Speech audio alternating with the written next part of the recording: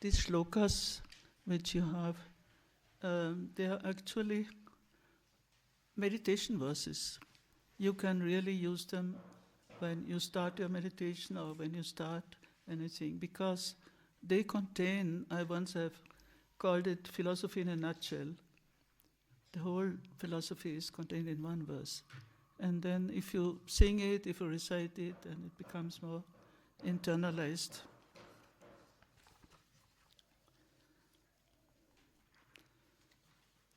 So we have started with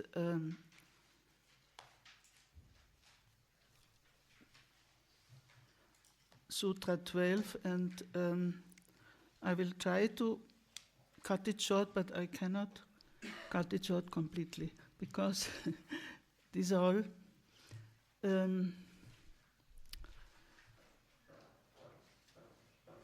connected topics which he puts into such a brevity, and if one leaves out the whole topic, then something is missing in the whole system.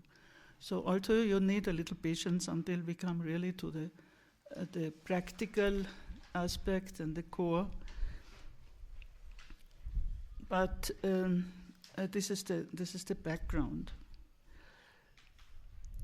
And what is important is that the energies we have, our own energies, which are our sense organs, our intellect, our everything, these energies can also be obstacles or can also be leading to delusion, by our own being deluded by our own energies.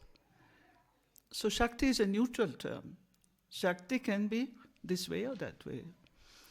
And one aspect of Shakti is also language. And that is, Raj said here, you don't find much of this whole philosophy of language, but there's something, one aspect is here, that language itself can also distract you or lead you into a whole realm of vikalpa, imagination, thought constructs, etc.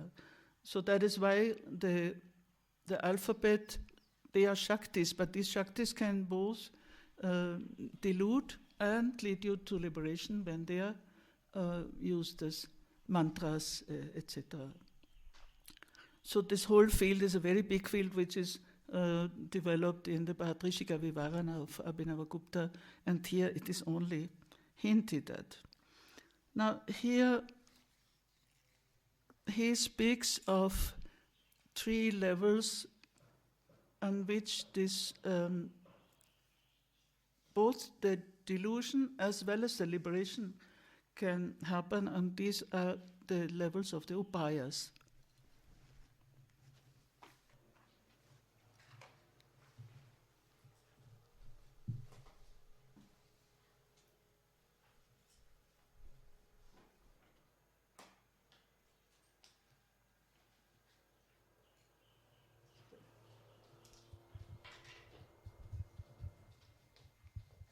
I suppose that everybody is familiar with the upayas, but just for the sake of clarity, let me connect it with what we are now going to read.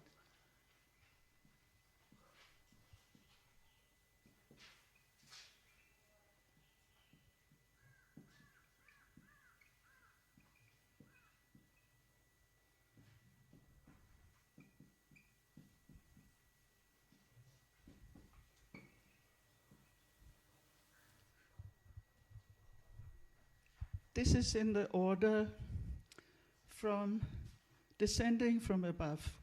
And that is the order which Abhinavagupta has adopted in the Malini Vijayotara Tantra, from which these upayas are derived. The Tantra starts from the lowest, that is Anava Upaya, is the individual means, and then rising to Shakta, the means of energy, and to Shambhava, the divine way. And in the Tantra, there is no mention of Anupaya. So Abhinavagupta has added a fourth stage, which is a no means, a no way. And you can see in this very example that these authors have been also handling tradition in a very free way. They have used what is revealed in the Tantras, but then they have done it in their own, transformed it and developed it in their own way. So it is wrong to think that this tradition is something which is very much bound to the scriptures and so on. Scriptures are a starting point, but then it has been, these ideas have been developed in a very free way. This is the best example that Abhinavagupta adds one highest means, highest way to these three traditional ways to liberation, that is Anupaya, the no way. And this is most important for us because Pratyabhijñā is precisely situated at the level of Anupaya. Actually, recognition does not require anything to do. We have already talked about it, but this is exactly where it corresponds. The spontaneous, sudden flash of recognition does not require any means, neither ritual, nor yoga, nor mantra, nor nothing. But in his chapter on Anupaya, I'm mentioning this because it's very much connected with that whole text. In his chapter on Anupaya in the Tantra Loka, Abhinavagupta still mentions that what can cause this flash. Something can happen completely spontaneously, but there can be also some occasions on which this Anupaya happens. And the important thing is that once it happens, there is no falling back. Otherwise, there are experiences, there are very high mystical experience, but if you fall back, then you are in the lower means. But in Anupaya, once it happens, there is no falling back.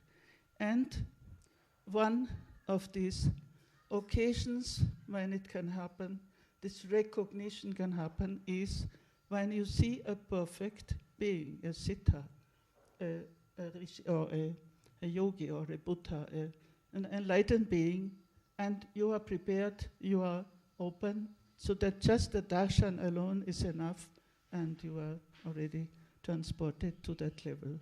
That's why at the end of the last class, it was said that unless you have a Sadguru, these things remain concepts and they don't lead you to the experience. He has to, not only to lead you, but just to show you what is this state, what is this state of consciousness. So this is Anupaya, and it can be just triggered by some occasion. But after it happens, there is no falling back. And here, although this is a text on Pratyabhijñā, so he should be at the level of Anupaya, but he gives a chance to people or seekers who are at every level, from the lowest to the highest. You had a question? Yeah, just when you say there's no falling back, you mean that, so if a Sadguru points out Anupaya, you are completely enlightened after that, or how is it understood? I couldn't understand the question. There's no falling back? You say there's no falling back after the Sadguru shows you the state. Yeah. So you are like him after that? Or Well, I mean, See, there are many possibilities in the spiritual path that people have very great experiences, but still they have to come back to a lower level to work it up. You have a great experience, and then still you have to labor hard to integrate that experience into your ordinary life. But there are experiences which are permanent. I mean, I have given the example of Ramana Maharshi, that he had this experience. He was 16 years old, and he never fell back. I mean, there was no... So anyhow, these are many examples can be given, but this is precisely the level of Pratyabhijñā. Then here he gives a possibility for even at the lower level, Anavopaya, which works with yoga, ritual, prana, etc. All the means connected with the body, with the, not so much with the mind, but the body. And Shaktopaya is the way of energy which works with knowledge. It's a way of knowledge.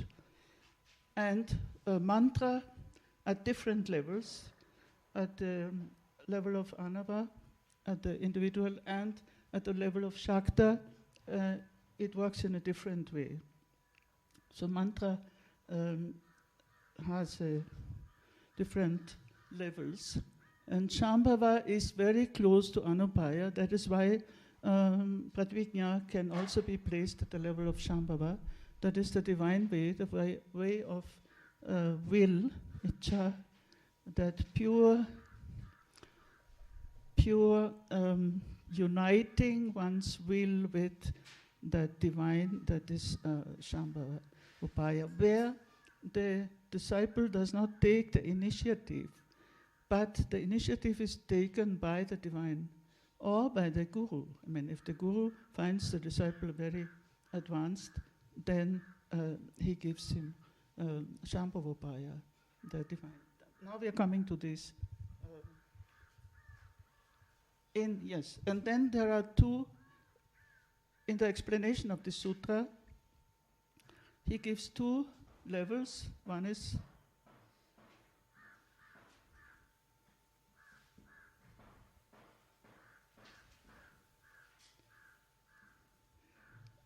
in the whole of Shaiva theology, there are three components, especially also in Shaiva Siddhanta, Pati, Pashu and Pasha.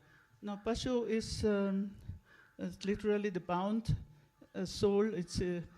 Pashu is also an animal, but it's a bound soul, and Pati is the Lord. So either you are at the level of the bound, of bondage, or of liberation. At the level of bondage, you are a Pashu, and at the level of liberation, you are the Lord himself. So he gives the interpretation in the three upayas at these two levels. Now we'll go through these stages.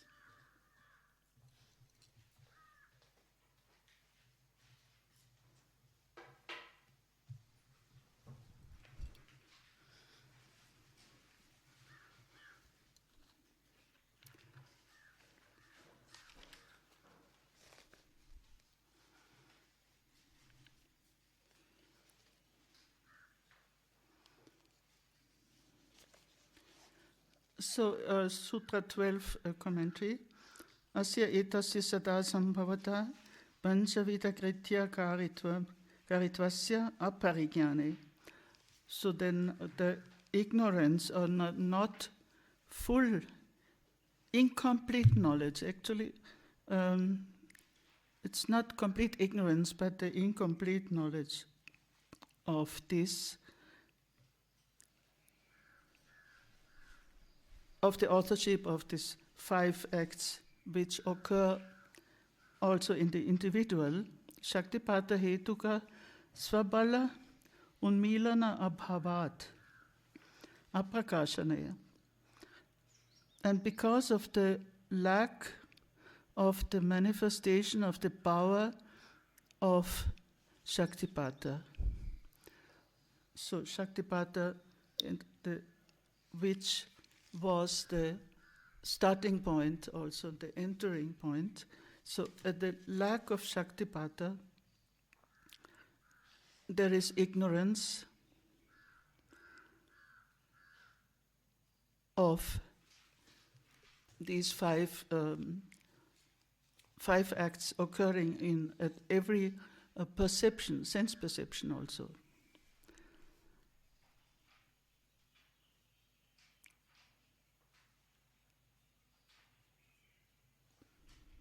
Svabala, one's own power, the absence of one's own power. Aprakashana,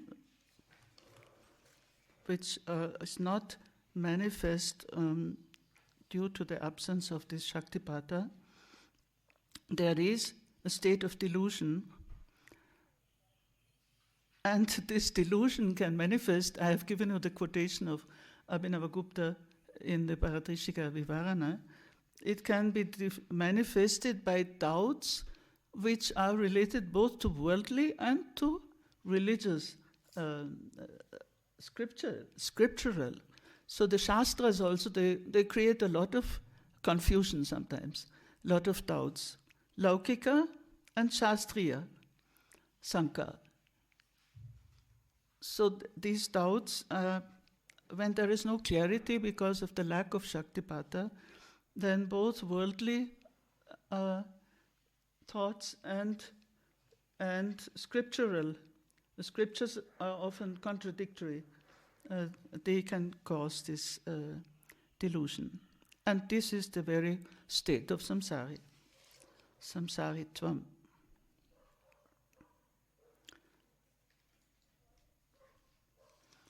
And this is the very cause. Through ignorance, people are subject to uncertainty, hence follow birth and death. And then he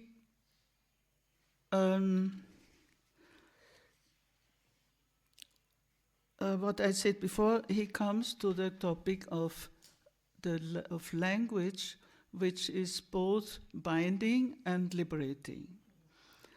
It is liberating in the form of mantra, and it is binding when it creates so many vikalpas, so many thoughts, binding thoughts. So this whole alphabet ending with R and beginning with R and ending with Ksha becomes a cause of bondage. And then he refers, well, this is a kind of text, where he compacts everything, all the topics which are available, and that's why it is so dense. The 4 levels of language or of vak, I'm not writing it now, it's in the text itself, and these 4 levels, from the transcendent level, para, the absolute level of language, down to Pashyanti, the visionary level, which is still beyond thought, but it is the source of language and the source of thought. Then to Madhyama, that is the language at the level of thought, and then to Vaikari, the uttered, manifested, external language, where the whole multiplicity of languages, etc. So this descent of the word from the supreme level down to Vaikari, that can also be a cause of bondage, because it creates numberless thoughts, vikalpa, in a descending order. Of course, the liberating process is in the ascending order, from the spoken word to the thought, to the source of thought and word, and to the highest transcendent level of para. And then these groups of letters, they are connected with certain deities, goddesses, that we don't need to go into this. Brahmi, etc. He gives a table on page 141. And they produce all these thoughts, vikalpa. And the essential difference between this bondage and liberation is one of differentiation, bheda, or non-differentiation, abheda. So if language binds you in a whole world of differentiation, bheda, then it leads to samsara, and on the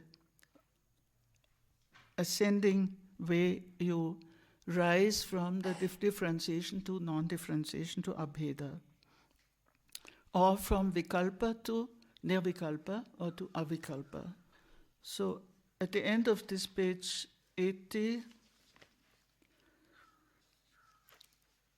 so this was the binding aspect was the state of pashu, of the bound soul, but in the state of pati, of the Lord, patidashayam tu bhede samharam abhede cha sargastiti prakatayantya kramat kramam vikalpa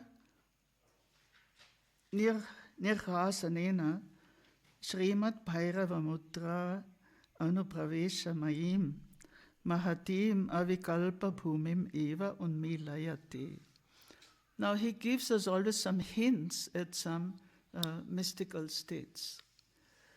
This is called here Bhairava Mudra. In the Patti stage, however, this state is manifesting withdrawal in respect of difference and emanation and maintenance in respect of non-difference, gradually by reducing the vikalpas, disclose the great avikalpa stage, that thought-free stage, which enables one to enter into the blissful Bhairava Mudra. Now here, suddenly he gives us a hint at what this avikalpa stage can produce. At which stage this Shakti is caused to appear the pure Vikalpa Shakti, which is deeply merged in consciousness and bliss. Now, what is this Bhairava Mudra?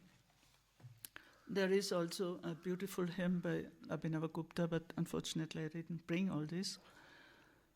Bhairava Mudra is a state where antarlakshya bahir drishti, it is something which one cannot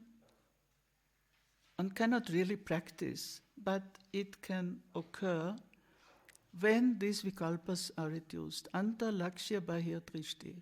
You keep that supreme goal within, antarlakshya, but your eyes are open, with open eyes.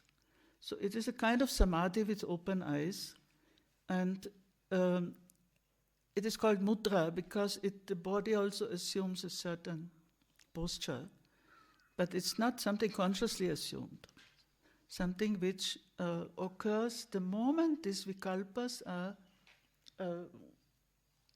disappear. There is this liberating moment that this difference between inside and outside also is overcome. So you remain deeply within, but you can with open eyes. And some of these saints you had this mudra, you can see they see without seeing. That is also in the Abhinavagupta's seeing without seeing, means without seeing an object. The eyes are open, but the whole attention is drawn within. Antarlakshya bahir drishti. This is Bhairava Mudra.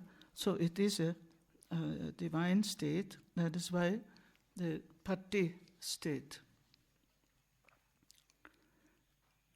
And then here comes the one of the most important and very consoling karikas of Utpaladeva's Ishvara Pratyabhijñā Hṛdayam, which is actually a philosophical text, but then he also gives these mystical openings.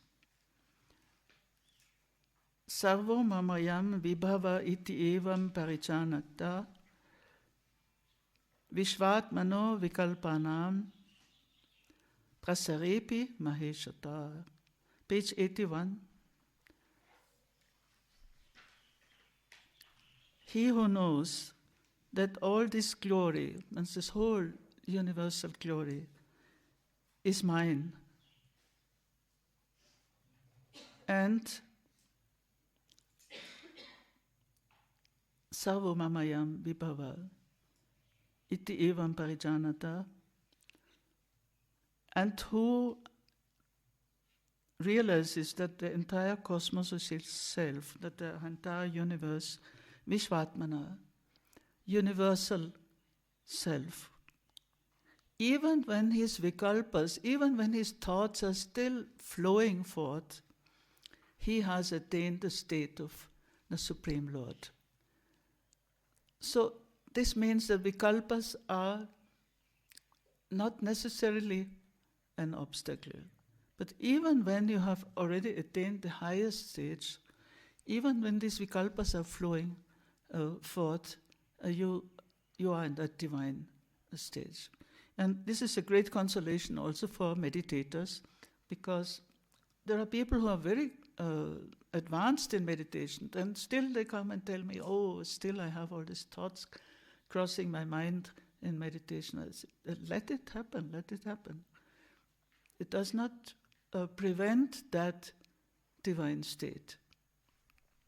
The only problem is when we give them too much attention. But see, even those who have reached that highest level, still their vikalpas may flow, but it does not prevent their divinity, Maheshata. But of course, here the experience is one of universal universality. Sarvo mama ayam. This whole glory of the whole universe, it is mine. It's my manifestation. There are such expressions in Vedanta also, Panditji. है ना? Vedanta में भी होता है. Vikalpanam prasarepi maheshata. So now these two stages of Pashu and Patti are related to the Shambhava Praya, to the divine means. And now he comes to the Shaktopaya, to the way of energy. Kincha chitti shakti reva bhagavati vishva vamanat samsara vamachara tvat cha vameshvarya kya sati. Now here comes a group of Shaktis starting from Vameshvari. Now there is always a misunderstanding when Tantra, the right hand and left hand Tantra, now Vama, and the left hand Tantra is misunderstood as just being something to do with sexual practices and this and that. But Vama means something else here. Vama is connected with the goddess Vameshvari, and the root Vam, where it has etymologically to do with English to vomit, Vam, to spew out, to emanate. So because she is emanating the universe, that is why she is Vameshvari. At the same time, the other meaning of Vama is left. Left means in the opposite direction, something which goes in the opposite direction. Samsara Vamachara Tvat, because she goes in the opposite direction of samsara. So Dakshina is that which is the ordinary, normal direction, and Vama is that in the opposite direction. So it gives a completely different meaning of this so-called left-handed Tantra. And it has to do with the Shakti, Vameshwari. And there is a Tantra also, Vamakeshwari Tantra. Now, at the stage of Pashu, of the limited soul, of the bound soul, this Vameshwari, this goddess, manifests at different levels. And as a brief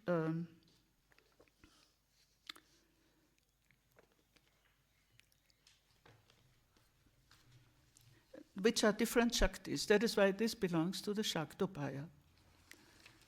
And these Shaktis are either in descending order from Kechari to Puchari, or in ascending order from Puchari to Kechari. I'm reading a very brief definition of these Shaktis. The highest Shakti is Kechari. Ka means space, sky. She who moves in the sky, she is completely free to move in the sky of consciousness.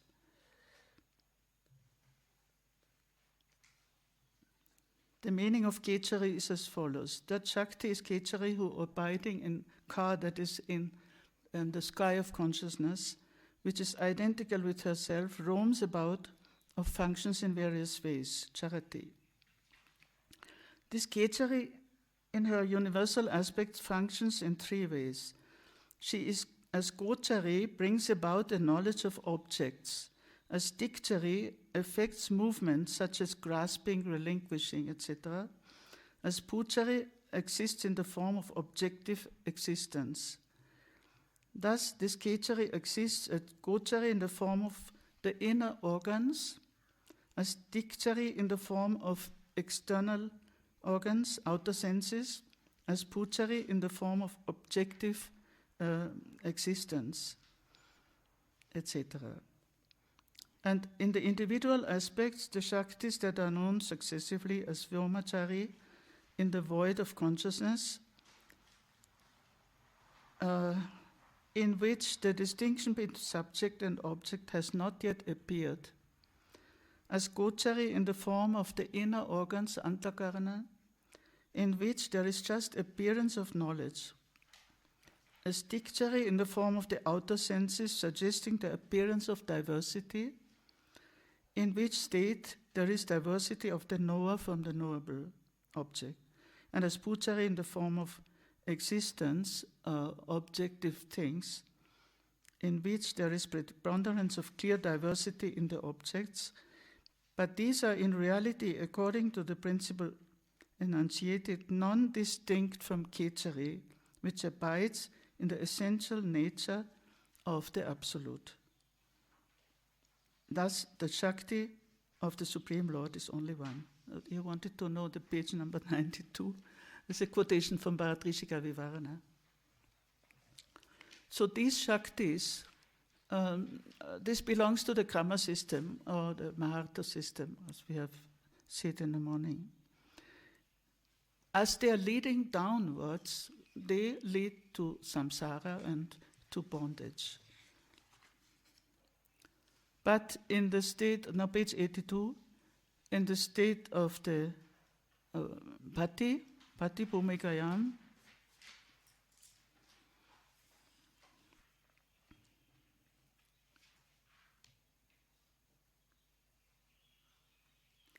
the Shakti manifests herself as Chit Gaganachari, whose essence consists in universal doership, Sarvakartitva, as Gochari, whose essence consists in the ascertainment of non-difference, as Dikchari, whose essence consists in the perception of non-difference, and as Puchari, whose essence consists in revealing objects as non-different, like glimpse of oneself.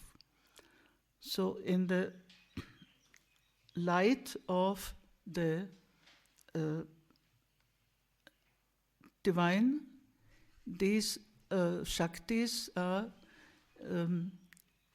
leading to a state of non-difference, abheda. So this is at the level of Shaktopaya, the way of energy. And so where the Shaktis are both either deluding or leading to non-difference, to liberation.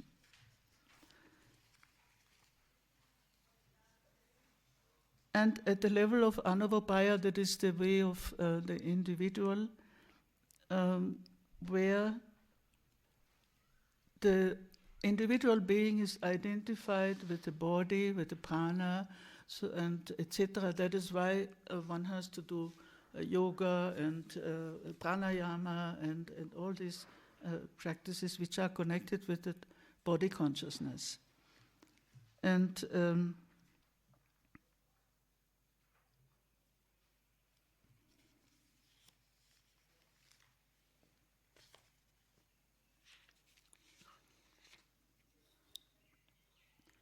Chitatmana Parameshvarasya Sva Anaprayini Eka Eva Spurata Sara Kartrita Atma Aishwarya Shakti.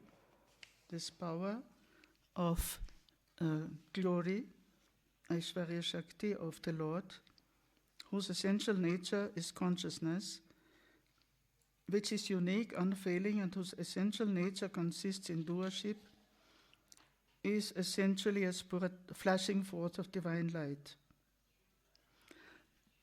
When she is concealing her real nature, she causes delusion in the state of the limited soul, bound soul.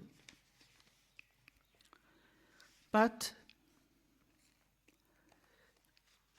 see, there are 5 pranas. 5 pranas. And at the stage of limitation, these pranas are leading to a dispersion of, instead of leading to concentration, they are dispersing. But on the, in the opposite directional stage of the divine pati, these pranas are used for concentration or for rising to that divine state. When, however, she unfolds, it's always a Shakti. She unfolds the Udana Shakti that appears in Madhyadharma. Now, this is one of the secrets of the whole practice of Kashmir Shaivism, and we will come to that Madhyadharma. There is the duality of prana and apana. Out-breath and breathing out and breathing in, the exhalation and inhalation. And when the consciousness reaches that central part, Madhyadharma, then it's a rising breath, Udana. And these are compared with sun, moon, and fire. That is typical images of this tantric yoga. And Udana Shakti, Udana Prana, rises in that Madhyadharma, in the central, which is Sushumna. So this is the Anavopaya, this is the point of rising, which is the turning point from the distraction to the internalization and the concentration.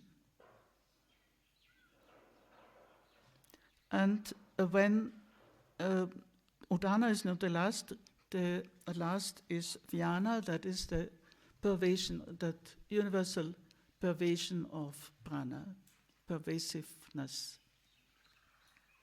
Vyana Shakti, whose essence is to pervade the universe and which appears, he relates it to the 4 stages of consciousness, waking, dream, deep sleep, and the 4th, etc. But so the point is here the entering into the central channel of the Udana Prana. Can you explain the concept of prana? Can you explain it? Concept of prana? Yeah, the 5 prana. 5 pranas. Can you explain it more briefly? Uh, The secret has to be a little more in detail. all the 5 pranas, should I explain? No, the secret of the rising breath. Udana. Yeah. So the duality of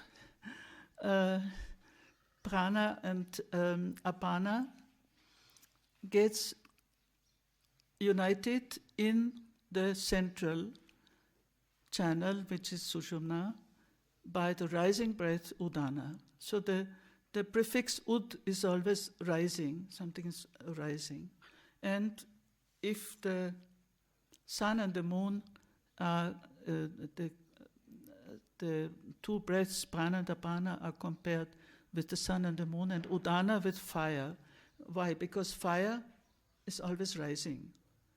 And it has that energy. And then, well, samana is also there. There are 5 pranas. Samana is the general breath. And vyana is the pervasive, all-pervasive form of prana, which goes beyond the body. And once this has dehadi avasthayam api patit dashatma.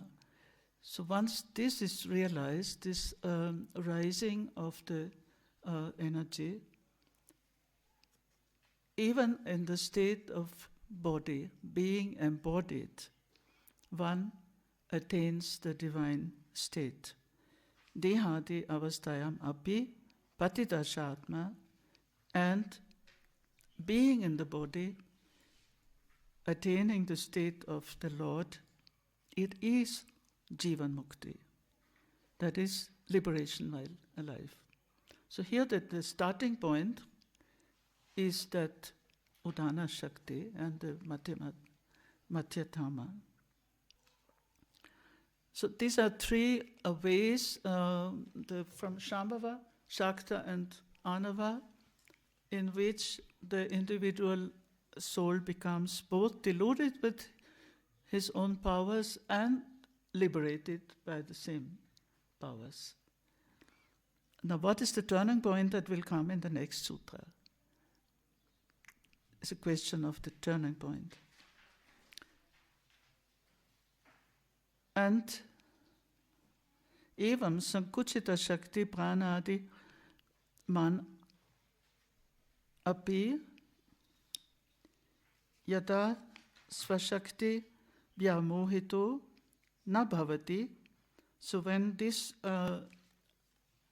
limited, contracted energy is no longer deluded by her own energies, then Shariri Parameshvara, being embodied, you are the Supreme Lord. In the embodied one is the Supreme Lord. According to these agamas, according to the tantras, he is Shiva himself. Shiva Bhattaraka Eva. And there's another. Manushya Deham Astaya Channasti Parameshvara. Being established in a human body, they are the Supreme Lord in hidden form. It's very beautiful. So those realized souls, realized beings, they are still in the human body, but they are hidden, the divinity in hidden form.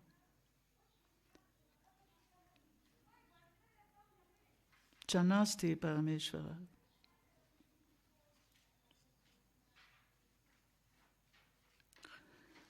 And now comes the turning point in Sutra 13.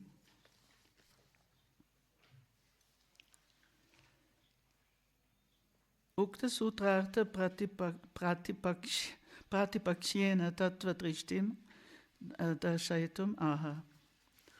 So he presents always his matter first negatively, then positively. So once he has presented it in a negative way, then a positive follows. The description can be much shorter. The Pratyabhijñā, the opposite direction. Conversely. Tat parignyane chittam eva antarmukhi bhavena chetana pada adhyarohat chitti. So this is now the reverse way from that descent down to the mind, to the limitation. And the crucial point is antarmukhi bhavena, by internalization, by turning within, by interiorization, antarmukhi bhavena. And by this knowledge, by this complete knowledge, tat parignyane, the mind itself, which is turned within, antarmukhi bhavena, becomes pure consciousness by rising through cetana. Now, cetana is that mediating form of consciousness which is leads us from citta to pure chitti. And before we had it in the opposite way, and now this is the return to pure consciousness by internalizing, by interiorization, antarmukhi bhavena. So this is the very first condition, the first entrance into that state of recognition.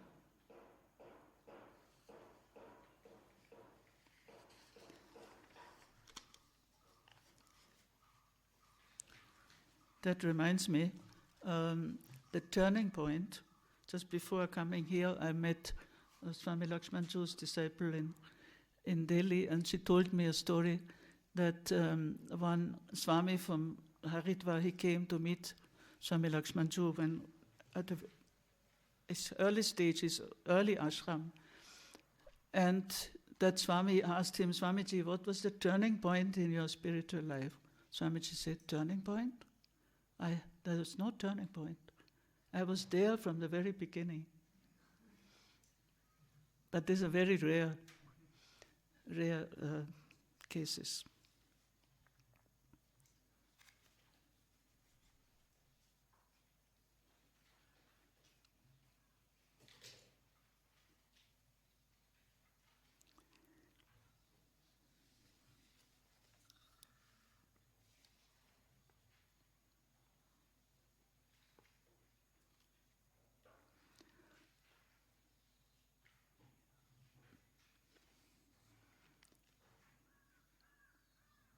So giving up the limited tendency of extroversion, becoming introverted, rising to the status of cetana, means consciousness, embodied consciousness, is gradually it rises to the status of the knowing subject, where by the dissolution of the aspect of limitation, cetana pada adhyarohat, grahaka bhumika kramena, sankocha kalaya api vigalanena svarupa apatya chitya bhavati. By the dissolution of that state of limitation or of contraction, vigalana, attaining its real nature, svarupa apatya, it becomes pure consciousness. It now enters its own highest stage of chit. Svam chinmayim param bhumikam avishati. The true nature of one's own state of pure consciousness. Svam chinmayim param bhumikam avishati. And this avishati again, remember this samavesha, avesha, this complete pervasion, complete in that state of pure consciousness.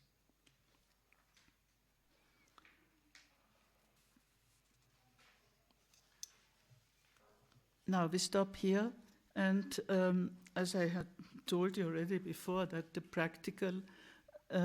practices leading to this are described at the very end of the sutras, and but we in the next days we have enough time to go into this practical. So actually, the practices are described in the very last sutra, but still from sutra, even now, sutra 15, 16, 17, you are led to the experiential aspect, which so far you may have felt it as very theoretical, but this is the whole theory underlying that experience, which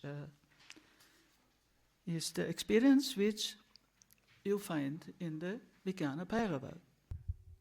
So, if this text is from the perspective of the highest upaya, right, is there kind of any talk of, you have to be a special disciple to be able to operate at that level, and at the level of, average human beings who might not be at that highest level yet? Is it said that, that we need to go through kind of beginning level stages to get to that point? Or can everyone practice at that level and aspire to attain some kind of result? Yeah, that's an important question relating to the upayas. Actually, ideally, if you have a guru, the guru knows which upaya you need. So he will give you that initiation or that practice which relates to your state of consciousness or your level. And then he will lead you to higher levels. But if you don't have a guru, there are, in all the texts it is said, there are three ways: the guru, the shastra, and one's own experience. The guru, the text. So if you read, there are people who read the Vijnana Bhairava and they strike upon one dharana, they say, oh, this is exactly what I want to practice, or what I... So then that shastra, that agama, that tantra gives you the guidance if you don't have a guru. So the three possibilities can be separate: your own experience, if it is a sudden insight without any guru, without any text. But then it needs confirmation from the text and from the guru. So ideally the three should go together. But I know many people who have got very high experience by reading some of these texts. And then it's ideal to confirm it with a guru, and of course with one's own experience.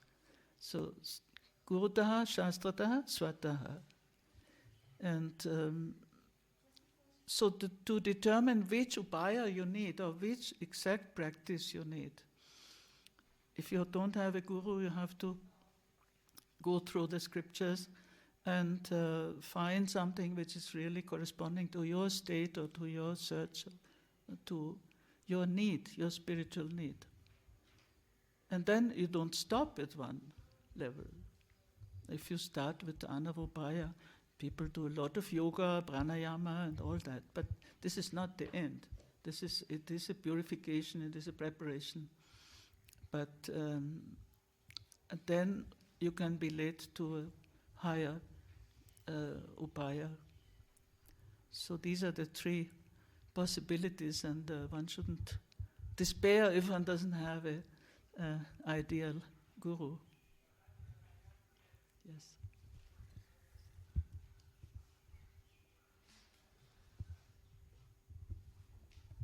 The difference between avikalpa and nirvikalpa. Vikalpa is thought. Avikalpa, nirvikalpa means the same. It's just a thought-free state. No difference. No.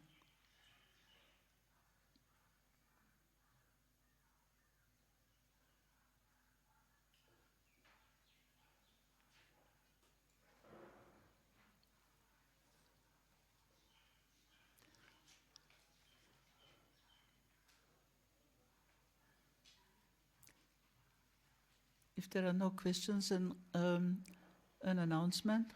Yes, please. I'm sorry, that's a bit stupid.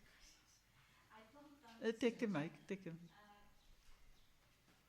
I'm sorry, this kind of joke, I don't understand that much, but I am wondering about this Shiva, the ether. About? In one of the just what we chant slokas, it is Shiva, the ether, and I don't. Yes, yes. And that is one of the things which I'm wondering about. And there is another thing which I'm trying to figure out, because our previous teachings we are having, I feel so confident that once you have the complete experience, you see, that experience has to permeate everything. There cannot be any seed left out, because it isn't. It is the internal knowledge which must be shining forth, and that somehow my understanding, you see, either if it shines forth, it will permeate everything. So that is why I stumble about, because I just read the comics, kind of with the picture of the old saints, and I saw, like you were saying, that there is something and they fall down, and you said before there's like one seed which is still there, and they have to descend, and I cannot understand, because once you have that, it must penetrate everything. It cannot be a seed left, because that means if you get the understanding, you have the understanding for everything. So can you explain, please, these two things? Yes, I don't know what, where is Shiva the ether. Shiva Bhokta, Shiva Data, Shiva Bhokta. No, this expresses just the fact that there is only one subject, and that is the divine subject. So it is not, this non-duality means there is only one aham, only one I. And our egos, our limited egos, ultimately with that experience, become one with that supreme I, that supreme aham. So that is why it is not the limited being which is doing anything at that level, but it is the divine aham, the divine I. So that is expressed like this. Shiva is the giver, both the giver and the eater. If he is only the giver and we are the eater, then there is a duality. We are the receiver, but he is also the receiver. And the second point is definitely, it has to include everything, definitely. But where was the contradiction? Where did you find the contradiction? You said in the morning that we always hear that some of the sages, there is some seed which is still there and they have to descend again. There is something undigested and then it becomes vikalpa again. Well, I mean, see, that complete realization, that will, of course, there is no coming back. But there are stages, and there are stages where there is a coming back. And I think even in Buddhist, see, until you are completely enlightened, that is Bhumikas also, and you reach a very high level, and then again you come a little to a lower level. This is a whole process until that full Pratyabhijñā is attained. But there is another aspect also, which, I mean, I am speaking now from experience with my guru and with, for example, Ramana Maharshi, somebody who had this highest experience, but then has to integrate the whole life. You know what happened to Ramana Maharshi? He had that enlightenment at the age of 16. Then for 7 years he was in silence, not because he took a vow of silence, but he just couldn't speak. Because that experience was so powerful that it made him silent. In the case of Swamiji, as he said, there was no turning point. He had it from his childhood. But then that experience and that it has to be lived through as long as we are in the body. There are so many experiences, so many levels to be integrated. And one can see that in the case of these realized beings. They don't descend from their level, but they have to integrate everything into life. And this is a whole process. That's why Jivan Mukti is much more difficult than Videha Mukti. Well, once you are liberated and you leave the body, that's finished. But Jivan Mukti is not easy because you have to live with this body and with that powerful experience through a whole long life. And Swamiji lived with this for 85 years, from his childhood. So this is a task of integrating everything into that experience. If his Jivamukti isn't there concentration, to say it's not easy, it shouldn't be any distinction of easy and not easy. I don't know, I'm just... And there is another aspect that is that only the Swamiji said, why does Abhinavagupta explain the upayas from going from above below? Said, because this is meant not for disciples but for gurus. And the guru who has reached that higher stage, he has to come down for the sake of the disciple. So he has to come down to the level of Anava to teach the disciple Anavopaya.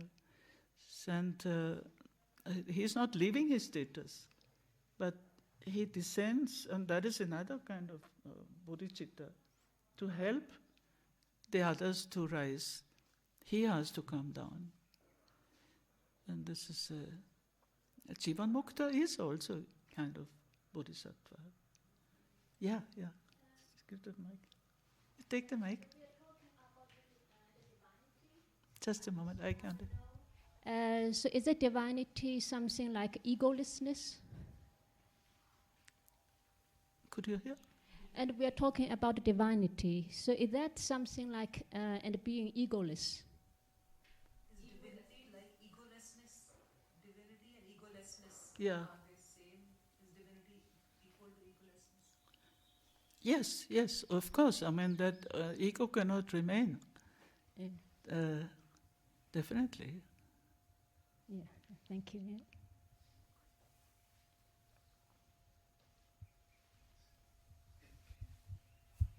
On what you were saying earlier, there's also that about reaching different stages and then falling down again and attaining a higher state. There's also is there also the element of a constant practice then? You have an insight into a particular stage, and then you have to constantly hold your awareness. It's a constant practice so that you remain at that stage, and then maybe, overcome it. And it's like, an ant trying to climb something and then slips a little and then climbs again. Yeah, yes.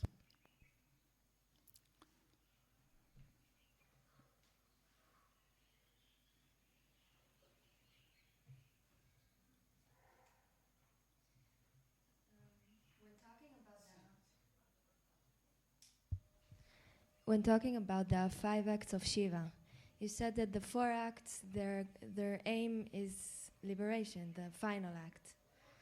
So why... the grace. So why not only grace? Why? why do you need 5 acts? If the purpose is 1 act, the grace, why are there 5? Well, it's a whole cosmology. See, the universe is there. Our body is there. We cannot deny that there is multiplicity.